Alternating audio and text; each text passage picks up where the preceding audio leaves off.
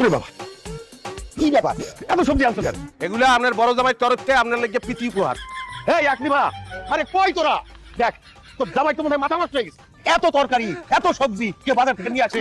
আব্বা মা দেখো তোমাকে জামাই কত বাজার নিয়ে আসছে, একা আনতে পারতেছিল না, তাই আমি রাস্তায় গেছি সাহায্য করতে। আল্লাহ গো আল্লাহ, এত বাজার ঘাট করার কিসের দরকার ছিল জামাই বাবাজি?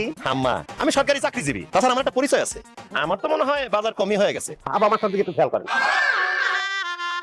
আমার একটু ভালো করে খেয়াল করবে যে এখন কিছু আঁকো দিয়েছে না মাছ, এখনো রূপ এই মাছে কিন্তু সংসার খাইয়ে লাগবে। চুপ করো, তোমার মতন তো A to Z ভিটামিন নিয়ে আসে নাই। আব্বা, বাড়িতে গরু কয়টা? বিশেষ করে ওদের বাড়িতে গরু থাকে না। প্রয়োজনে থাকবে না, আছে তো, একটা আছে। এই সমস্যা কি? না, সমস্যা না, এই একটা গরু এতগুলা ঘাস কিভাবে খাবে? এটা গরু সাইকোলজি, গরু বলবে, গরুটা গরু বুঝতে নেবে, গরুর মধ্যে তুমি আনতো না, বুঝলাম না। আর এগুলো তুমি ঘাস করতে আসছো, টমেটো ঘাস। কোনো কালে তো সব লতা পাতা খাইছি বলে মনে পড়তেছে না, তবে বড় হয়ে গেলে ঘাসি বলেই ডাকি। এই মূর্খ কি বলতে আসছেন? আছে আরে সরকারি চাকরি কেটে দিচ্ছে, আমি তো কবে টেনশনের মধ্যে পড়ে গেলাম। আমার শালির